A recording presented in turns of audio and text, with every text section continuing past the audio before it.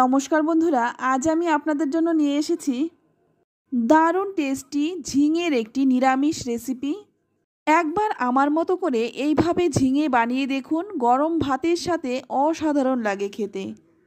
আশা করছি আজকের এই লোভনীয় ঝিঙের রেসিপিটি আপনাদেরও ভীষণ ভালো লাগবে।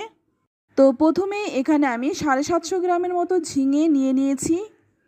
আপনারা কম বেশি করে নিতে পারেন। এবার ঝিঙের খোসাটা আমি ছাড়িয়ে নেব। ঝিঙের কিন্তু শিরাগুলো বেশ শক্ত হয়, তাই একটা পিলার দিয়ে শিরাগুলো ছাড়িয়ে নেব। ঝিঙেতে কিন্তু একটু খোসা রয়ে গেলে কোনো অসুবিধা হবে না, আপনারা চাইলে শিরা সমেত খোসাটা ছাড়িয়ে নিতে পারেন। তো আমি এখানে সমস্ত ঝিঙের খোসাটা ছাড়িয়ে নিলাম। এই রান্নাটার জন্য আমি এখানে ঝিঙেটা কিভাবে কাটছি সেটা আপনাদের দেখিয়ে দিচ্ছি। প্রথমে এখানে আমি একটা ঝিঙে নিয়ে নিলাম। এবার সামনের দিকটা আর পেছনের দিকটা একটু করে কেটে নেব। তারপর দেখুন, একটু লম্বা করে এই ঝিঙেটাকে আমি 4 টুকরো করে নিচ্ছি। তারপর একটা টুকরোকে আমি 3 ভাগ করে নিচ্ছি। এবার মাঝখান থেকে কেটে নেব। তো এইভাবে একই রকমভাবে ঝিঙেগুলো আমি কেটে নেব। ঝিঙে যদি একই রকমভাবে কেটে নেওয়া হয়, দেখতেও ভালো লাগে আর রান্না করতেও সুবিধা হয়। তো একই রকমভাবে সমস্ত ঝিঙেগুলো কেটে আমি তুলে নিলাম। তো আমি লম্বা করে কেটেছি, আপনারা যেমন খুশি কেটে নিতে পারেন। এবার ঝিঙেটা পাশে রেখে দিয়ে অপর দিকে দেখুন 3-4 চামচ মুগ ডাল আমি আগে থাকতেই ভিজিয়ে রেখেছিলাম। মুগ ডালটা ভালোভাবে ভিজে গেছে। এবার একটা মিক্সিং জারে নিয়ে ডালটা বেটে নেব। মুগ ডাল কিন্তু ভিজতে বেশি সময় লাগে না। তো এবার দেখুন ডালটা আমি বেটে নিলাম। তারপর অন্য একটা পাত্রে আমি নিয়ে নিচ্ছি। এবার এর মধ্যে দিয়ে দিচ্ছি হাফ চামচ কালো জিরে, সামান্য একটু দিয়ে দিচ্ছি হলুদ গুঁড়ো, আর দিয়ে দিচ্ছি সামান্য কয়েক দানা চিনি। চাইলে আপনারা চিনিটা বাদ দিয়ে দিতে পারেন। এবার স্বাদ মতো লবণ দিয়ে খুব ভালো করে ডালটা ফেটিয়ে নেব। ডাল যত ভালো করে ফেটানো হবে, বড়াগুলোও কিন্তু একদম ফ্লফি হবে। ডাল ফেটানো হয়ে গেছে। এবার অপর দিকে কড়াই গরম করে নিয়ে এর মধ্যে দিয়ে দিলাম 2-3 চামচ সর্ষের তেল। রান্নাটা আমি সর্ষের তেলেই করব। এবার ডালের বড়াগুলো ভেজে নেব। তো এখানে আমি 2 ব্যাচে বড়াগুলো ভাজবো। প্রথম ব্যাচের বড়াগুলো দিয়ে দিলাম।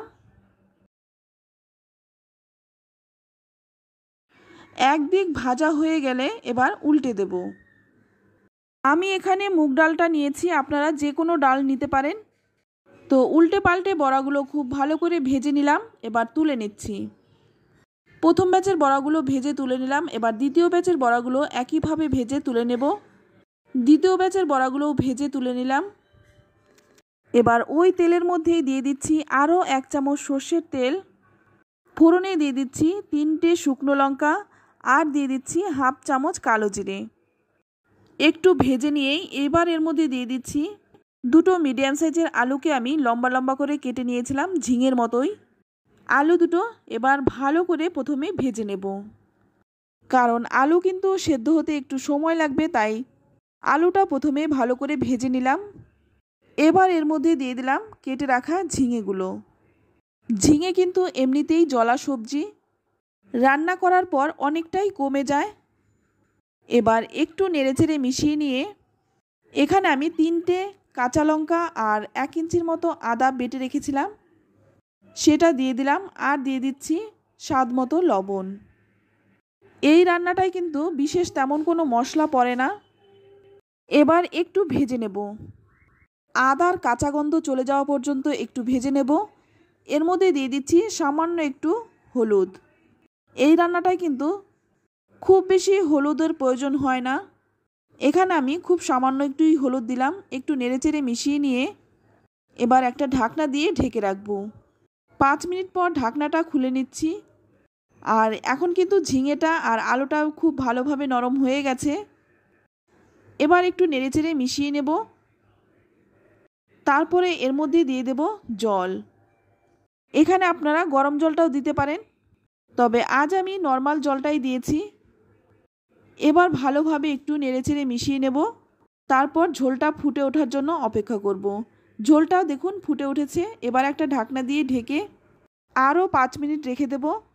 তো ঢাকনাটা খুলে নিলাম। এবার ভালো করে মিশিয়ে নেব। আর এই মেশানোর কাজটা কিন্তু একটু জোরে জোরে মেশাতে হবে, এতে করে ঝোল আর সবজির সাথে ভালোভাবে মিশে যাবে, বেশ একটা মাখো মাখো ব্যাপারটা আসবে। তো দেখুন একটু ভালোভাবে কিন্তু মিশিয়ে নিচ্ছি।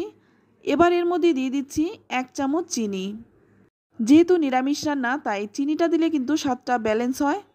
তো দেখতেই পাচ্ছেন কিভাবে আমি মিশিয়ে নিচ্ছি, এইভাবে একটু মিশিয়ে নেবেন। তারপর এর মধ্যে দিয়ে দিচ্ছি ভেজে রাখা ডালের বড়াগুলো, সঙ্গে দিয়ে দিচ্ছি 2টো চেরা কাঁচা লঙ্কা। আর ঝালটা কিন্তু অবশ্যই নিজেদের স্বাদ অনুযায়ী দেবেন। দিয়ে এবার খুব ভালোভাবে মিশিয়ে নেব। জলটা কিন্তু একটু বেশি দেবেন, কারণ ডালের বড়ায় কিন্তু ঝোল অনেকটাই টেনে নেবে, সে বুঝে ঝোলটা দেবেন। তো একটু ফুটিয়ে নিয়ে এবার কিন্তু একটু নেড়েচেড়ে মিশিয়ে নিচ্ছি। তো রান্নাটা কিন্তু আর বেশি বাকি নেই। এবার নামানোর আগে দিয়ে দিচ্ছি একটু ধনেপাতা। খুব হালকা পাতলা রান্না, এই গরমে তৃপ্তিদায়ক একটি রান্না। গরম গরম ভাত শুধু এই দিয়েই খাওয়া হয়ে যাবে, আর কোনো কিছুরই প্রয়োজন হবে না। একটু নেড়েচেড়ে মিশিয়ে নিয়ে এবার নামিয়ে নিচ্ছি। তো দেখুন রান্নাটা একদমই হালকা পাতলা, কোনো রকম মশলা ছাড়াই কিন্তু হয়ে যায়। আর এই গরমে কিন্তু এই রকম হালকা পাতলা রান্না খাওয়াটাই উচিত। তো এই হালকা পাতলা নিরামিষ রেসিপিটি আপনাদের কেমন লাগলো অবশ্যই কমেন্টে জানাবেন। ভালো লাগলে লাইক, কমেন্ট, শেয়ার করবেন। আর আমার চ্যানেলে নতুন বন্ধু হয়ে থাকলে চ্যানেলটা সাবস্ক্রাইব করে নেওয়ার অনুরোধ রইল।